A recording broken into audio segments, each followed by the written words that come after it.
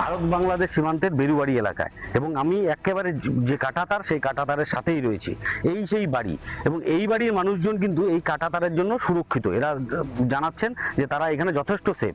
বিস্তীর্ণ এলাকা রয়েছে যেখানে কিন্তু কাঁটাতারের বেড়া নেই, এবং যার ফলে বিভিন্ন চোরাচালান যেমন হচ্ছে, তেমনি বাংলাদেশ থেকে জেহাদিরাও ঢুকে পড়ছে ভারতে, এবং ফলে এলাকার নিরাপত্তা তো বিঘ্নিত হচ্ছেই, দেশের নিরাপত্তাও কিন্তু প্রশ্নের মুখে।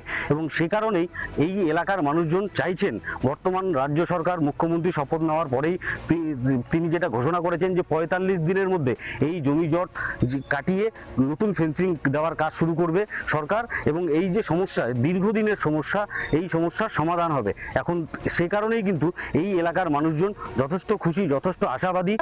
ভালো হবে, সুবিধা হবে আমাদের, মানে আমরাও মানে নিশ্চিন্তে থাকতে পারবো। এইটাই আমরাও চাই বেড়া হোক, আমরাও মানে শান্তিতে বসবাস করতে পারি, কোনো যাতে সমস্যা না হয়।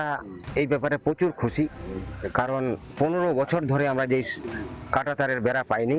অনেক জায়গায় খোলা আছে, আর বিশেষ করে বাংলাদেশ থেকে যে জেহাদিরা আমাদের এদিকে ঢুকে যদি কোনো একটা অঘটন ঘটায় চলে যায়, তাহলে আমরা কিচ্ছু করতে পারবো না। যার জন্য কাঁটাতারের বেড়া আমাদের অত্যন্ত প্রয়োজন।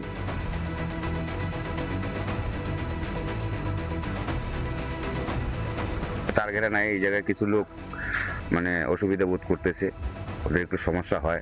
রাত্রেবেলা হয়তো চোরা কারবারির এদিক দিয়ে গরু যাতায়াত করে, বাংলাদেশ থেকে লোকও বাইরে আসে, ভিতরে আসে। গোটা এলাকায় কিন্তু ফেন্সিং রয়েছে, কিন্তু এর থেকে ঠিক 1 কিলোমিটার দূরে গেলেই ফেন্সিং নেই, সেখানে কিন্তু উন্মুক্ত সীমান্ত। সেখান দিয়েই অভিযোগ যে জেহাদিরা ভারতে প্রবেশ করে, এবং এই যে বিভিন্ন চোরাচালান হয়, সেই সমস্ত চোরাচালানের যে ব্যবসা, সেগুলো কিন্তু রমরমিয়ে চলছে। বিগত সরকার কেন জমি দেয়নি বা কেন এই সমস্যা এতদিন ধরে জিয়ে রেখেছিল, সেটাই কিন্তু প্রশ্ন তুলছেন এখানকার মানুষজন। বিগত সরকার চায়নি, বিগত সরকার কাজ ছিল ক্যাটেল পাচার, বিভিন্ন ধরনের পাচার, মানে দুর্নীতির সঙ্গে জড়িত দুর্নীতিগ্রস্ত। তারা নিজের ব্যক্তি উন্নয়ন চাইছে, জনগণের উন্নয়ন চায়নি, দেশের উন্নয়ন চায়নি।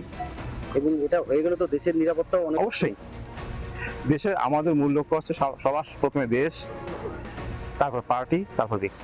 এই ৪৫ দিনের মধ্যে এই যে জমি সমস্যা মিটে ফেন্সিং হয়ে গেলে, তারপরে এই এলাকা যখনই সুরক্ষিত হবে, স্থানীয়দের বক্তব্য তাতে কিন্তু দেশও সুরক্ষিত হবে। জলপাইগুড়ির ভারত বাংলাদেশ সীমান্ত থেকে সুবীর এস, রিপাবলিক বাংলা। নানা ধরনের কন্টেন্ট দেখার জন্য লাইক করুন, শেয়ার করুন আমাদের ফেসবুক পেজ, সাবস্ক্রাইব করুন আমাদের ইউটিউব চ্যানেল। পাশাপাশি অন্যান্য ব্রেকিং নিউজের জন্য অবশ্যই চোখ রাখুন রিপাবলিক বাংলায়।